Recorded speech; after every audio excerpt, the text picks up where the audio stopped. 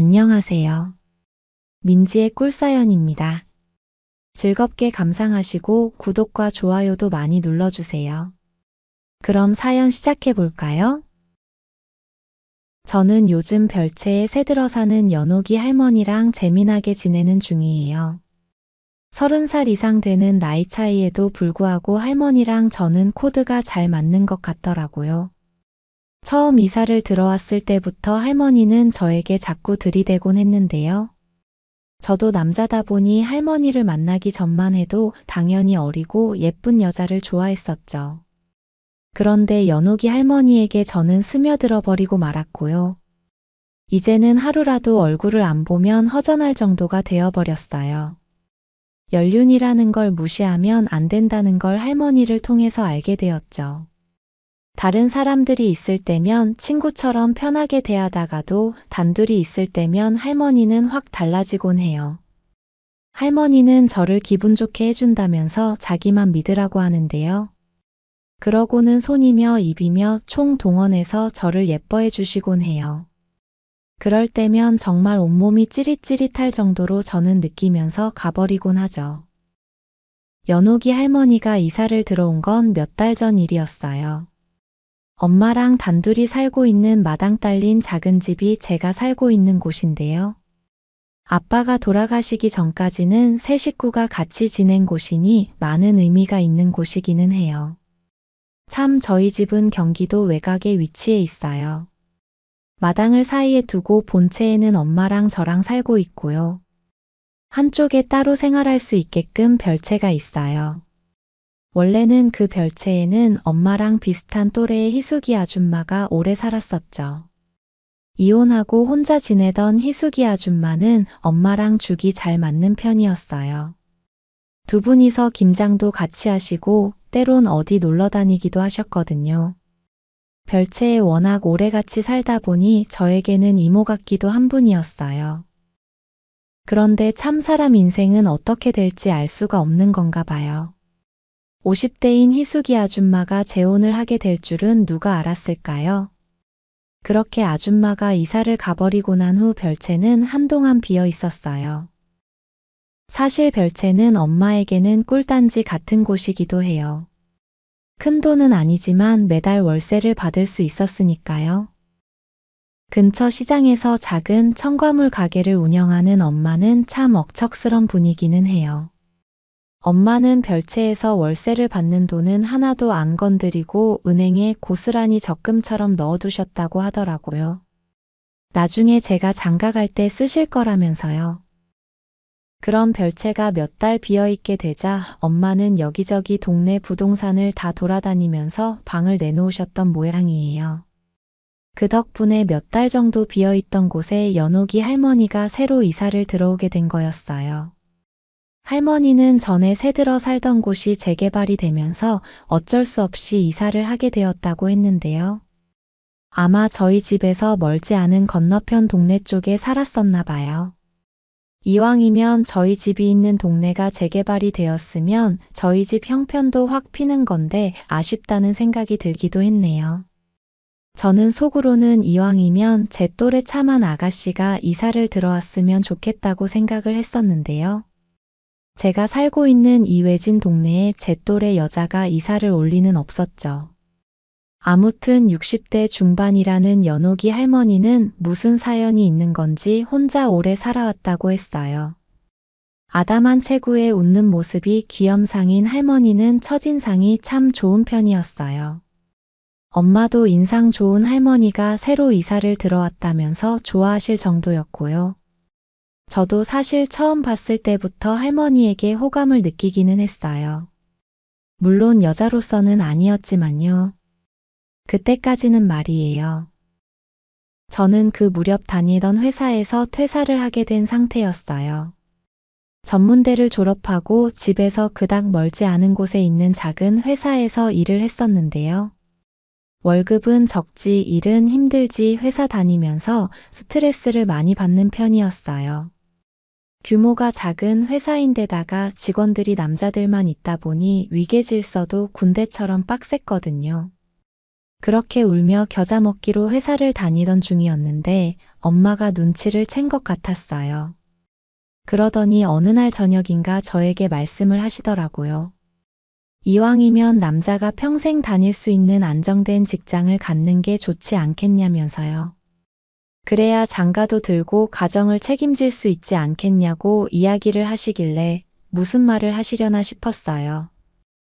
엄마는 저에게 몇 년 시간을 줄 테니 공무원 시험을 준비해 보는 게 어떻겠냐고 말씀을 하셨어요. 생활비 보태라고도 안 할 테고 책값이니 그런 것도 다 대줄 테니 공부해 볼 생각이 있냐고 하시는데 마음이 혹하더라고요. 그때까지 살면서 공부에 흥미가 별로 없어서 책상에 진득하니 앉아 있어 본 일이 없는 저이기는 했는데요. 아마 학교 다닐 시절에 공부하라고 했으면 반감부터 가졌을 텐데 역시 모든 건 상황이 결정을 해주는 건가 봐요. 그 무렵 하루에도 12번씩 회사를 그만두고 싶다는 생각이 간절하던 때였거든요. 그래서 저도 엄마의 그 제안이 나쁘다는 생각이 들지 않았고요. 며칠간의 깊은 고민 이후에 저는 9급 공무원 시험을 준비해 보기로 마음을 먹게 되었어요. 그리고 과감하게 회사는 그만두게 되었죠. 알고 봤더니 옆 동네 친구분 아들이 얼마 전에 9급 공무원 시험에 합격을 했고 시장에서 만난 엄마에게 엄청 자랑을 했던 모양이에요. 엄마는 사고방식이 옛날 분이시라 공무원이라고 하면 엄청나게 생각을 하시는 편이기도 했고요. 그게 부러우셨던 엄마는 저에게도 공무원 시험 준비를 해보라고 말씀을 하셨던 거죠. 아무튼 뜬금없기는 하지만 저의 공무원 도전기는 그렇게 시작이 되었어요.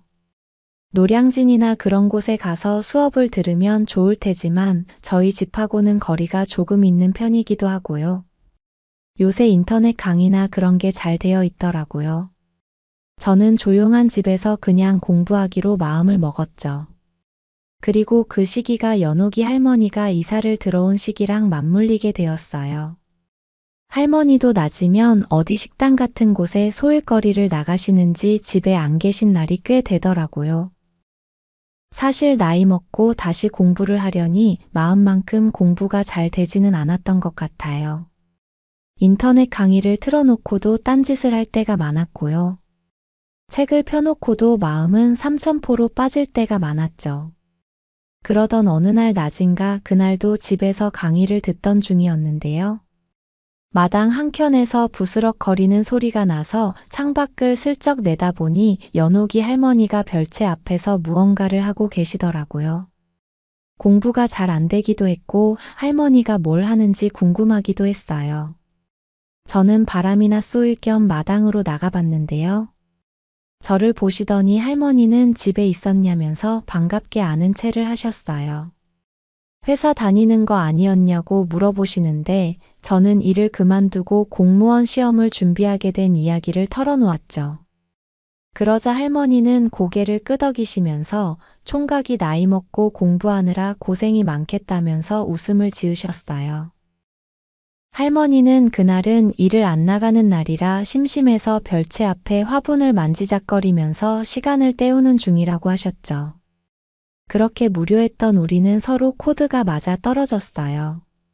마당 한켠에 털푸덕 주저앉아서 저는 할머니하고 이런저런 대화를 주고받기 시작했죠. 안 되는 공부를 하느라 지루했던 탓도 있었지만 할머니와 나누는 대화는 정말 재밌기도 했어요. 서로 주거니 받거니 하다 보니 공부하느라 쌓였던 스트레스가 풀리는 것 같기도 했죠. 오래전에 할아버지는 돌아가셨고 막내 아들은 먼저 보냈다는 이야기며 딸 둘은 시집가서 다행히 잘 산다느니 하는 그런 이야기들을 듣는 것도 재미가 있었어요. 연옥이 할머니는 입담이 좋은 편이기도 했고요. 그렇게 그날 한참을 할머니랑 수다를 떨게 되었네요. 할머니가 일을 안 나가시는 날이면 우리는 누가 먼저랄 것도 없이 서로를 찾기 시작했죠. 할머니가 해주는 점심을 같이 먹기도 했고요. 저는 할머니 집에 남자 손이 필요한 곳들을 봐드리기도 하면서 우리는 우정을 키워갔어요. 물론 할머니와 가까이 지내는 일은 엄마에게는 비밀로 했지만 말이에요. 하라는 공부는 안 하고 할머니랑 수다 떨면서 시간 때우는 걸 알면 안 좋아하실 테니까요. 원래 공부하면 인간관계가 끊기기 마련이잖아요. 그래서 그랬는지 며칠에 한 번씩 할머니가 쉬는 날 갖게 되는 수다 시간이 저에게는 가뭄의 단비 같은 존재였어요. 그렇게 우리는 가까워져 갔고요.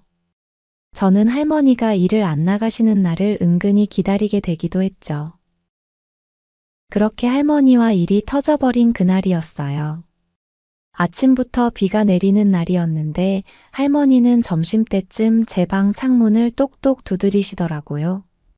비도 오는데 점심에 부침개 구워 먹는 거 어떻겠냐고 하길래 좋다고 했어요. 할머니는 씩 웃으시더니 책 좀 더 보다가 시간 되면 별채로 넘어오라고 하셨어요. 그렇게 강의를 듣는 둥 마는 둥 하다가 배꼽시계가 울릴 때쯤 저는 별채로 넘어가 보았는데요. 이미 노릇노릇하게 부침개 굽는 냄새가 별채에 가득했어요. 할머니는 딱 맞춰 왔다면서 어여 들어오라면서 손짓을 했고요. 그렇게 할머니랑 마주 앉아서 방금 구운 부침개를 맛보기 시작했죠. 그리고 말도 안 꺼냈는데 할머니는 냉장고에서 막걸리를 꺼내 놓으시는 거예요. 부침개에는 막걸리를 먹어줘야 하지 않겠냐면서요. 틀린 말은 아니었는데 이게 공부를 하는 입장이다 보니 조금 망설여지기는 했어요. 할머니는 그런 제 마음을 눈치챘는지 제 옆구리를 쿡 찌르면서 몇 잔 마시고 한숨 푹 자고 일어나서 개운하게 공부하라고 하시는 거 있죠. 저는 할머니의 그 유혹에 넘어가 버리고 말았네요. 공부한다고 오랜만에 마시는 술이기도 했고요. 할머니 부침개가 아주 제 입에 딱 맞기도 했어요. 비 오는 날 부침개의 낮술이라니 이게 사는 맛이지 싶었어요. 그렇게 생각지도 않게 막걸리를 몇 병 비우게 되었고요. 알딸딸한 기분이 들어 저는 자리에 드러눕고 말았어요. 할머니도 어질어질하다면서 상을 치워놓고는 제 옆에 살포시 누우시더라고요. 그렇게 몽롱한 상태로 누워서 할머니랑 이야기를 나누니 기분이 그렇게 좋을 수가 없더라고요. 술김에 이런저런 이야기를 나누다가 할머니는 제 몸을 쓰다듬으시면서 얘기를 했어요. 한참 때인 총각이 공부한다고 끙끙대고 있는 걸 보면 딱한 생각이 든다고 말이에요. 저는 그 말에 한숨을 푹 쉬면서 답했죠. 제 나이면 뭔가 이룰 줄 알았는데 이 나이 먹고 되지도 않는 공부를 하려니 마음이 답답하다고요. 일도 연애도 다 뒤처진 기분이 들어서 속상하다는 속내를 비추고 말았어요. 할머니는 그런 제 이야기에 맞장구를 쳐주기도 했고요. 잘 풀리고 나서 뒤돌아보면 다 추억거리가 되지 않겠냐고 위로의 말을 해주기도 했죠. 그러면서 제 몸을 계속 토닥거려 주었는데요. 이게 술 기운 때문인지 아니면 할머니의 손길 때문인 건지 야릇한 무언가가 안쪽 깊은 곳에서 스물스물 올라오는 기분이 들었어요. 할머니가 의도를 한 건지 자꾸 제 가슴팍을 토닥거리시는 통에 자극이 조금 되었나 봐요. 제 의지와 상관없이 저는 살짝 몸에 신호가 와버리고 말았고요. 집에서 편하게 추리닝 바람으로 있다 보니 그게 티가 나게 되었어요.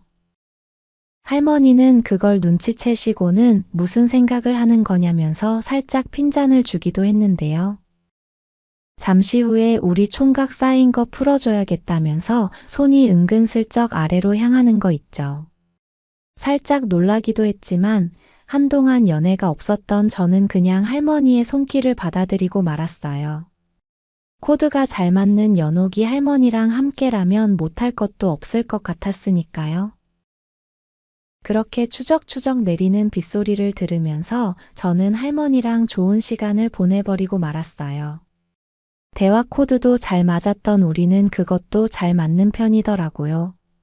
사실 엄청 성이 나 있던 저를 할머니는 조금 버거워하기도 했는데요. 그래도 젊은 총각이라 엄청나다면서 저를 추켜 세워주기도 했어요. 술이 깨지를 않아서 알딸딸하기도 했고요. 빗소리는 그 분위기를 더 묘하고 야릇하게 만들어주기도 했죠. 그렇게 결국 저는 연옥이 할머니 안에 해버리고 말았네요. 그리고 기억도 안 나게끔 저는 스르르 잠이 들어버리고 말았고요. 할머니가 깨워서 일어나 보니 시간이 꽤 많이 지나 있더라고요. 다행히 술은 거의 깬 것 같았어요. 눈이 마주친 우리는 별다른 말 없이도 서로 싱겁게 웃어버리고 말았네요.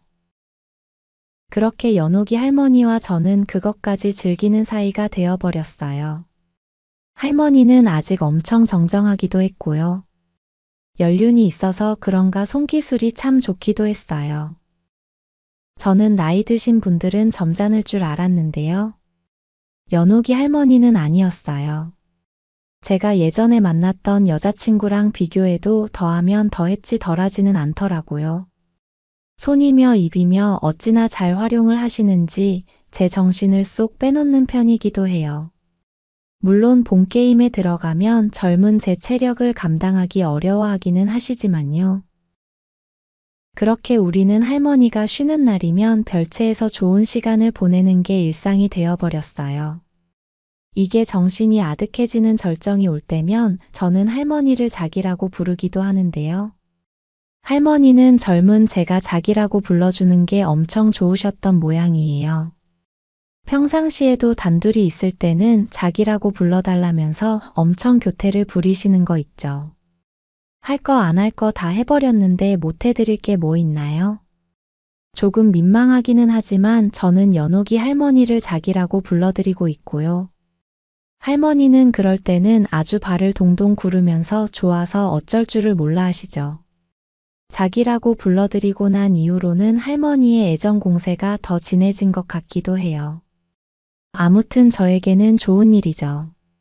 그렇게 누이 좋고 매부 좋은 우리 관계는 쭉 이어지고 있어요. 물론 저의 공부는 아직 갈 길이 멀기는 해요. 첫 시험이 몇 달 앞으로 다가오기는 했는데요. 공부를 시작한 지 얼마 안 되기도 했고 첫 시험은 우선 경험을 쌓는다는 정도로만 생각해야 할 것 같네요. 이 공부를 최소한 몇 년은 할 것 같은데 덕분에 연옥이 할머니와의 연애도 꾸준히 이어질 듯 해요.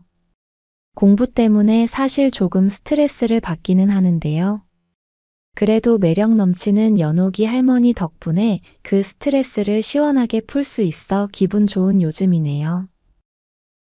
제 사연은 여기까지입니다. 들어주셔서 고맙습니다.